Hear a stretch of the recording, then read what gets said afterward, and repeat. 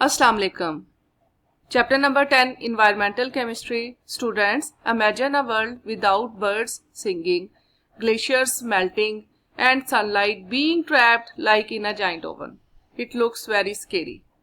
Today, in this lecture, we are going to explore how human activities are impacting our environment and why even a tiny percentage of something in the air can change the whole planet. In constructed response questions, there are only 5 constructed response questions. ये ऐसे questions होते हैं जो students ने खुद construct करने होते हैं, खुद उन्होंने देखने होते हैं, इसका कंसेप्ट बनाकर खुद लिखने होते हैं. ठीक है. क्वेश्चन नंबर 1 है, how is the excessive use of insecticides and pesticides harmful for the birds.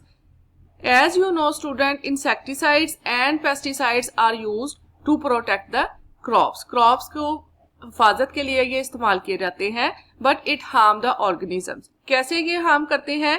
They enter the food chain और वो फूड चेन में एंटर हो जाते हैं स्टार्टिंग फ्रॉम द इंसेक्ट. उन इंसेक्ट्स को खाते हैं स्मॉल बर्ड्स और स्मॉल बर्ड्स को खाते हैं लार्ज बर्ड. इस तरह ये फूड चेन में एंटर हो जाते हैं और फिर बर्ड्स के ऊपर इनका इफेक्ट ये होता है कि ये उनके एग शेल्स को थिन कर देता है, जिसकी वजह से उनकी सर्वाइवल जो है वो चांसेस उसके कम हो जाते हैं और स्पीशीज जो है वो इंडेंजर्ड स्पीशीज कहलाती हैं. होता कुछ यूं है कि for example DDT enters food crops separate with DDT, तो उनके बॉडी टिश्यूज में जाके ये अकामुलेट हो जाता है, जिसको हम कहते हैं कि ये बायो अकामुलेशन है. और बायो मैग्निफिकेशन ये है कि जब large birds in small birds को खाते हैं तो कंसंट्रेशन इंक्रीज होती है, तो इसको बायो मैग्निफिकेशन कहते हैं. और इससे उन पे अफेक्ट होता है कि डीडीटी जो है वो अफेक्ट्स करती है. जो हम इंसेक्टिसाइड्स और पेस्टिसाइड्स को स्प्रे करते हैं तो वो स्मॉल बर्ड्स जो है वो इंसेक्ट ईट करते हैं और इन स्मॉल बर्ड्स को प्रीडेटर बर्ड्स यानी कि लार्ज बर्ड ईट करते हैं. तो उससे क्या होता है कि ये एग शेल जो है उसकी थिनिंग हो जाती है. ये इसका अफेक्ट है. इसकी वजह से उनकी सर्वाइवल, जाहिर सी बात है, उनकी सर्वाइवल खतरे में पड़ जाती है. Species affected historically bald eagle है और फाल्कन की जो कुछ इकसाम है वो इससे अफेक्ट हुई हैं. नेक्स्ट क्वेश्चन है हमारे पास क्वेश्चन नंबर 2. कार्बन डाइऑक्साइड की नो डाउट बहुत कम कंसंट्रेशन है, 0.04%. क्वेश्चन है कि how can it still harm the ecosystem, कि ये हमारे इकोसिस्टम को किस तरह हार्म कर सकता है. Actually carbon dioxide is a IR active, means ये शॉर्ट वेवलेंथ की जो रेडिएशंस है सूरज से जमीन पर आती हैं, तो जब वो अर्थ से टकरा कर वापस जाती हैं तो वो लॉन्ग रेडिएशन उनको स्पेस में जाना होता है. लेकिन चूंकि अब इधर इसकी कंसंट्रेशन थोड़ी सी ज्यादा हो गई है, 0.04% हो गई है, तो ये उनको वापस नहीं जाने देती बल्कि ये उनको ट्रैप कर लेती है और एटमॉस्फेयर का जो टेम्परेचर है वो इंक्रीज कर जाता है. Small percentage but strong effect, warm the atmosphere and ocean. अब जारी सी बात है, अब इसके कॉन्सिक्वेंस भी होंगे और जिसको आजकल हम फेस भी कर रहे हैं ग्लोबल वार्मिंग की सूरत में, ग्रीन हाउस इफेक्ट की सूरत में. हीट वेव्स आ रही हैं, melting ice from glaciers, rising sea level, और हमारे पास जो है रेनफॉल का जो पैटर्न है वो डिस्टर्ब हुआ है. इससे हमारी इकोसिस्टम डिस्ट्रॉय हो रही है, स्टूडेंट डिस्टर्ब हो रही है, हमारी क्रॉप्स जो है वो भी अफेक्ट हो रही हैं.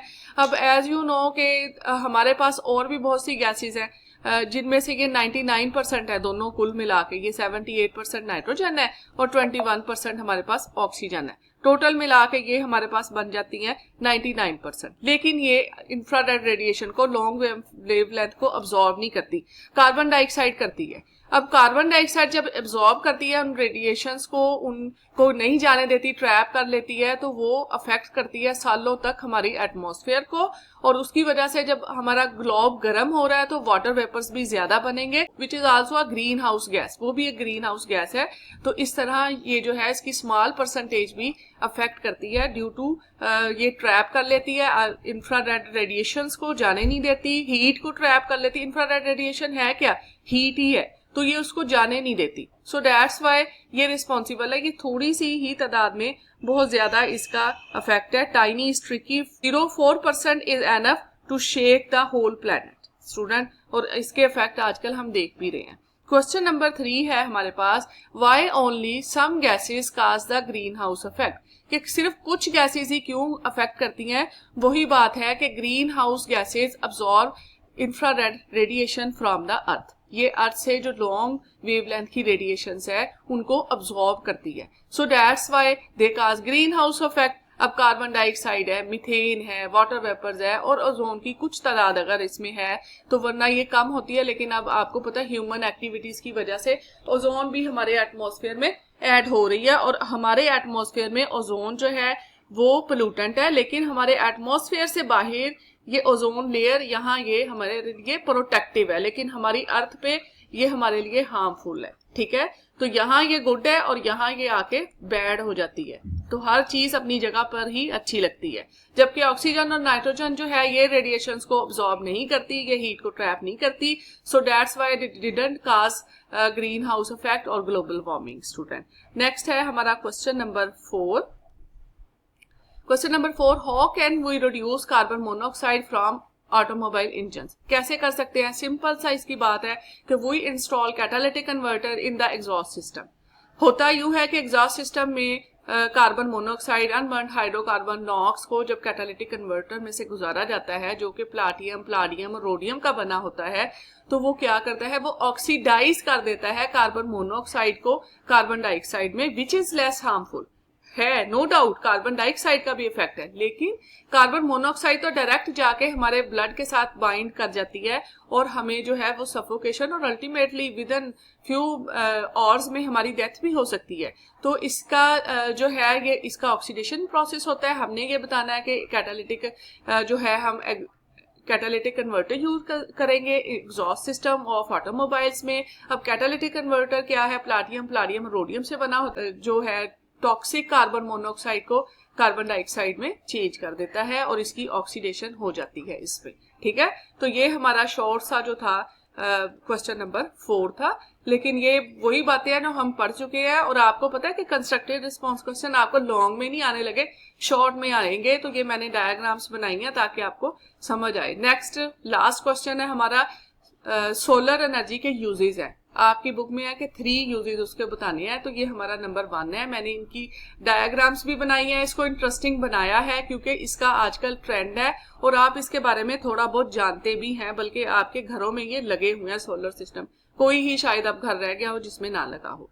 सोलर पैनल्स कन्वर्ट करते हैं इस तरह जो है वो सनलाइट आती है हमारे सन से. ठीक है, इस सोलर एनर्जी को यूज करते हैं सोलर पैनल, और इसको जो हमारे इन्वर्टर लगे होते हैं इनके बारे में आपने सुना होगा, ये हमारा डीसी करंट इलेक्ट्रिसिटी को एसी में चेंज कर देते हैं for the use. Solar panel जो है वो डायरेक्टली जो है कन्वर्ट कर देते हैं सनलाइट इनटू इलेक्ट्रिसिटी में चेंज कर देते हैं. उसके आगे इन्वर्टर और बैटरीज लगाई जा सकती हैं. इन्वर्टर का क्या काम है कि ये डीसी इलेक्ट्रिसिटी को एसी में चेंज कर देता है. ये जस्ट आपकी इंफॉर्मेशन के लिए है और अदरवाइज आपने इसको याद नहीं करना. आपने बस इतना करना है कि ये सोलर पैनल्स जो nowadays this is most common as you know common use of solar energy. So solar panels directly convert sunlight into electricity. तो ये बस इसका है, तो ये आपको समझाने के लिए कि ये किस तरह हमारे घरों में इस्तेमाल हो सकता है. नेक्स्ट है हमारे पास सोलर कुकर में इसका यूज है. सोलर कुकर में ये किस तरह यूज होता है? Reflectors concentrates sunlight onto a black cooking pot. इस तरह का ये ब्लैक कुकिंग पॉट होगा. Black surface absorb heat efficiently और glass cover insulate trap heat और कुक फूड. और इस तरह हमारा फूड जो है वो तैयार हो जाता है, पक जाता है.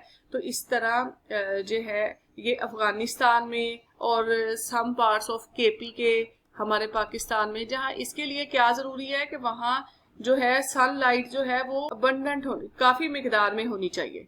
नेक्स्ट है थर्ड वन हमारे पास सोलर वाटर हीटिंग सिस्टम. ये कुछ कंट्रीज में यूज होता है. स्टूडेंट, डिफरेंट पार्ट्स जो वर्ल्ड के हैं, solar heating system is use to heat water for homes and industries. होता यूं है स्टूडेंट इसमें कि सोलर हीटिंग सिस्टम जो है वो कंसिस्ट होता है कलेक्टर पर और इसमें हमारे पास स्टोरेज टैंक होता है ये इस तरह, और डिस्ट्रीब्यूशन सिस्टम होता है. ये हमारा डिस्ट्रीब्यूशन सिस्टम है. ठीक है, यानी कि इसको तकसीम करने का.